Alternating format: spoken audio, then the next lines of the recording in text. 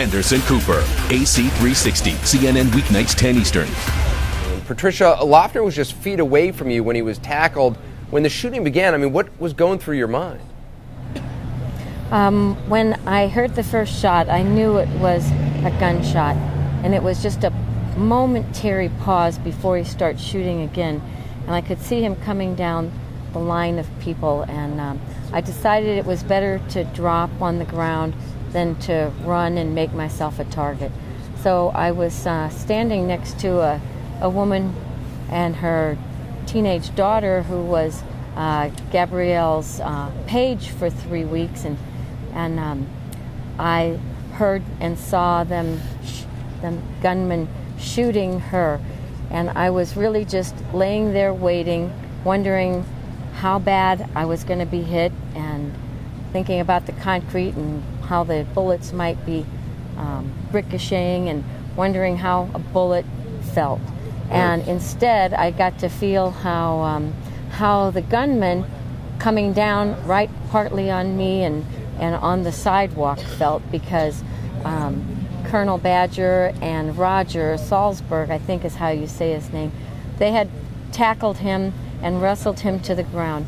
Yeah. As soon as he hit the ground, Sorry, go ahead. I was up on my knees, and someone shouted, "Get the gun," but I wasn't able to reach the gun, and I think Colonel Badger was able to push it out of the way with his foot. I'm not sure about that.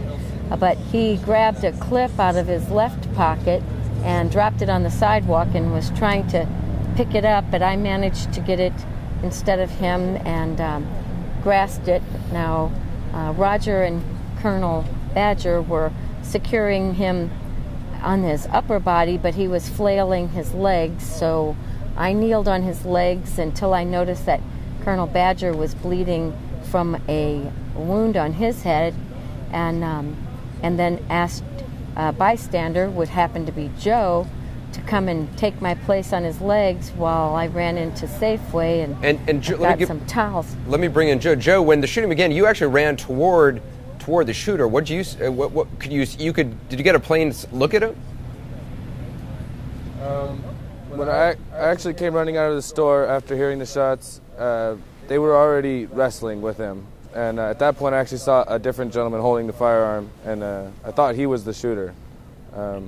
But when I arrived there, they clarified to me, and we were able to hold him down. And was he saying anything? Saw him. Not except for about his arm. Ow, you're breaking my arm. So he was complaining about him being in pain. Stephen, you were crouched behind a concrete pillar. Could you see Loeffner from where you were?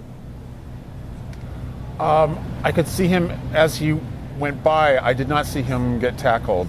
At that point I was laying on the ground, pretending to be shot, so I wouldn't be a target. What was his demeanor like? I mean, did you get a look at his face? I got a look at his face. I saw him shoot Congressman Giffords, and I got a look at his face. He just seemed very determined. I got a brief look. I mean, I was more looking at the gun and what was happening in front, but I couldn't say that he had a crazy look in his eyes because I didn't really see. How close was he to Giffords when he shot her? Just a few feet. I mean, the gun itself was maybe a foot and a half. And did she see him at all, or was she facing away from him? She was facing away from him. I don't believe she saw him. I looked up just as it was happening, so I didn't see the prelude to it. Him approach her. I just looked up as he fired the shot. Daniel, you rushed to Congresswoman Giffords' aid when you saw she was shot. Was she conscious still? She was alert and she was conscious the entire time that I was with her. And you got her up because you were concerned about her actually suffocating on her blood. Is that right? That's correct. The original position she was in, she was a little bit vulnerable in terms of inhaling the blood that she had been losing from the wound. How'd you know to do that? I propped her up against my... I had taken a certified nursing assistant course as well as a phlebotomy course and spent some time working in a hospital, but it was all very limited first aid and triage skills. And you actually apply, I mean, we all know you're supposed to apply pressure to wounds. That's what you did? Yeah, once I had propped up the congresswoman kind of up against my chest, and made sure she was breathing properly, I started applying pressure to her wound on her head to try and stem some of the blood loss. What did you use to put pressure on? Originally my hand, until we were able to get smocks from inside of the Safeway. And Stephen, you used to be an emergency room doctor. What did you do when you realized that so many people had been shot?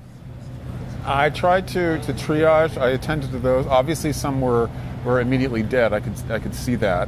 People weren't there's so many people that were wounded. I wanted to make sure that everybody was being treated appropriately.